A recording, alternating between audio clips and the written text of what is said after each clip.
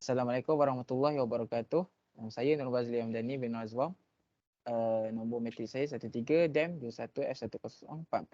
Hari ini kami akan bincangkan tentang bencana alam. Kod subjek ialah MPU 23042 daripada Puan Zakiah. Puan Wan Zakiah. Okay, yang pertama adalah dari segi daripada contoh ayat yang bermaksud telah tapak kerusakan di darat dan di laut disebabkan kerana perbuatan tangan manusia. Allah menghendaki agar mereka merasakan sebahagian dari akibat perbuatan mereka agar mereka kembali ke jalan yang benar. Di sini telah menunjukkan bahawa yang situasi di mana kita sekarang yang bencana alam terlalu banyak berlaku disebabkan atas tangan kita sendiri yang akan kami bentangkan. Salah satu punca berlakunya bencana alam adalah perubahan iklim impak daripada pemanasan global yang menyebabkan cuaca yang melampau seperti kemarau berpanjangan dan ketidakstabilan sebuah ekosistem. Malah kejadian bencana alam kini mula dikaitkan dengan pemanasan global yang dikatakan menjadi suatu perkara lazim dalam peredaran usia bumi ini. Kajian saintis telah membuktikan bahawa bumi ini pasti akan mengalami satu perubahan yang drastik dalam iklim global dunia dalam tempoh masa tertentu. Semua bukti kajian lalu mengesahkan bahawa bencana alam merupakan sesuatu perkara yang akan sedang dan terus berlaku di dunia ini. Oleh itu, bencana alam turut berlaku akibat perubahan iklim dunia yang dikaitkan dengan fenomena pemanasan global.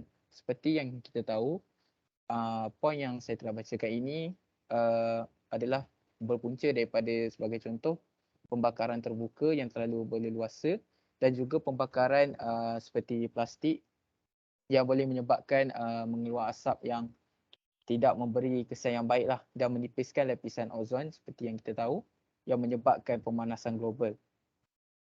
Okey, seterusnya. Assalamualaikum warahmatullahi wabarakatuh.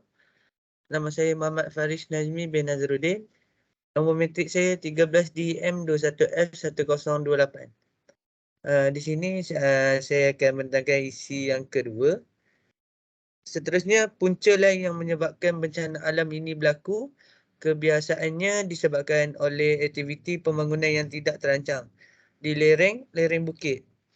Keadaan ini sudah tentu menimbulkan keadaan yang tidak selamat dan boleh menyebabkan tanah runtuh berlaku.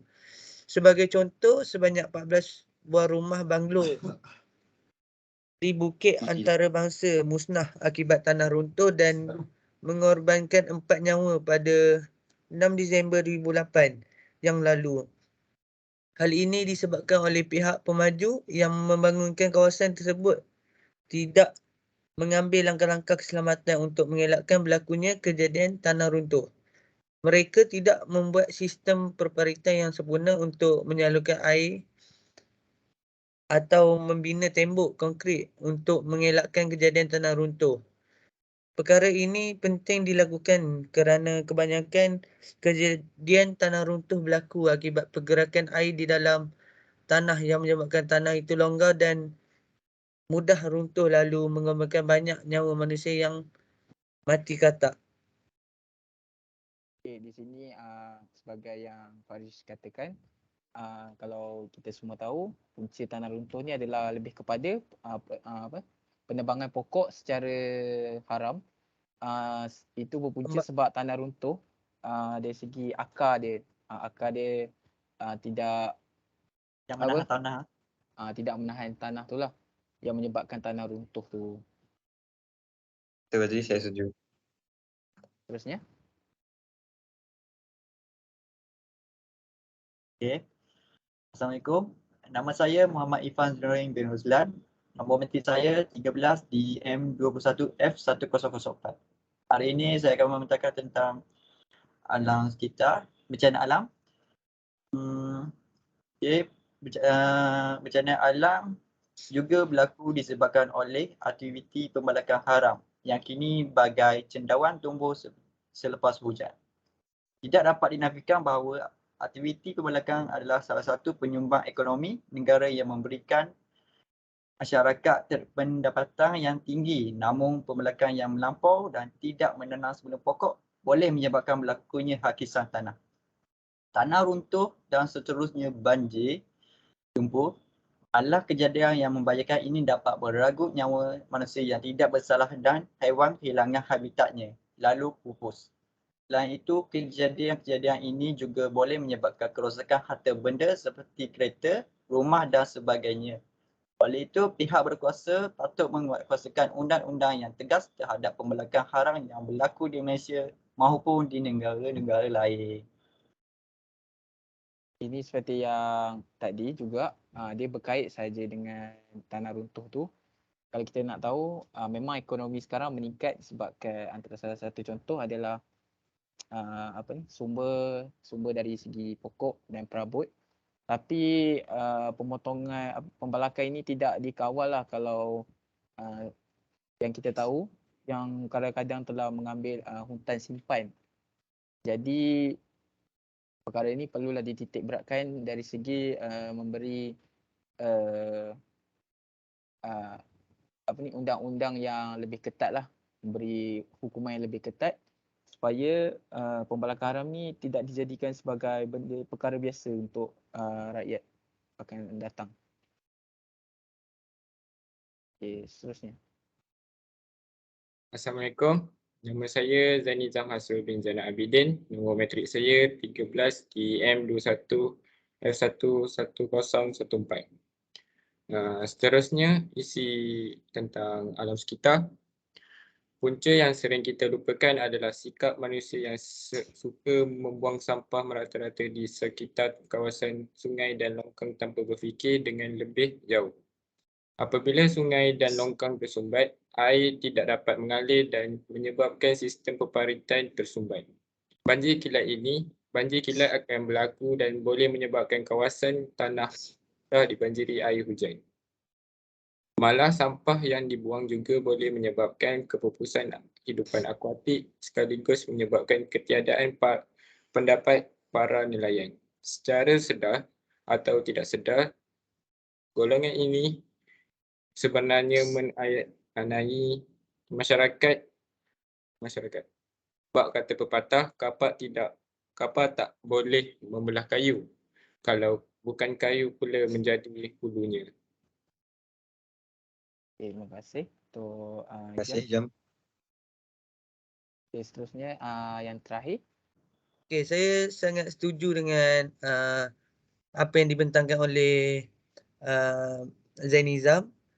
Kerana selain itu di dalam gambar ni kita boleh nampak banyak sampah. So boleh berlakunya pencemaran bau yang boleh menyebabkan penduduk tidak selesa ingin membuat aktiviti apa-apalah kerana pencemaran bau ini tidak diambil berat oleh penguatkuasa.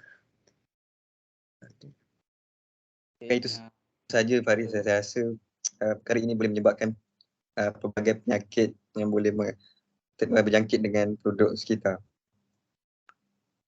betul. Okay, seterusnya.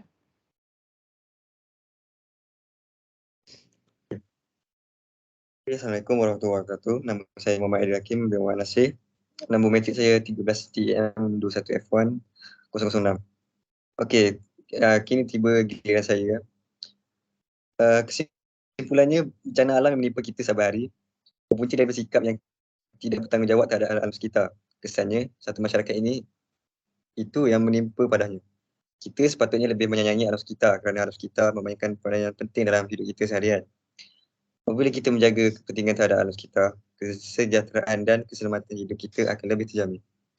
Oleh itu, kita patutlah menjaga alam sekitar sebaiknya agar tidak tercemar dengan peningkatan taraf kemajuan negara dalam usaha mencapai kawasan 2022 dan menjadikan Malaysia sebagai salah satu sebuah negara yang maju dan bangun. Okey, apa yang ID baru saja beri kesimpulan tu sangat saya setuju. Mungkin ID lah ada apa-apa pendapat ataupun tips dari segi pendapat ID sendiri untuk share dalam video ini. Boleh teruskan. Terima kasih Fazli. Pendapat saya berharap semua warga Malaysia, tak kira kaum, kita haruslah bekerjasama, kerana kalau tanpa kerjasama kita dapat merelasikan impian kita selama ini untuk membangunkan negara yang tercinta. Alright. Kita Terima sebagai kasih. manusia perlulah ada sifat bertanggungjawab untuk menjaga kebersihan alam sekitar supaya alam sekitar kita lebih lestari ya. Bagi pendapat saya, sebagai student, kita sebagai student mestilah menerapkan dari segi dalam hati tu untuk tidak membuang sampah merata-rata dan menggunakan barang yang masih boleh digunakan. Sebagai contoh macam ada bekas-bekas yang masih boleh digunakan, jangan buang. Benda yang plastik-plastik bagi saya tidak elok membazir ataupun membuang jika boleh digunakan lagi. Kita semula. Ya, seperti yang Faris cakap adalah kita semula, kerana kita semula dapat memberikan lebih banyak impak dari segi ni, sebab ini kerana kita adalah generasi baru, generasi muda yang akan menunjukkan contoh kepada orang yang lebih muda daripada kita yang memisah. Itu Betul. saja dari Kerana saya. kebersihan adalah separuh dari iman. Ya betul. Ya. Saya sokong dengan idea. Ya, saya setuju. Itu Ya, saya saja dari saya dan dari kami semua. Terima kasih. Terima kasih. Bye.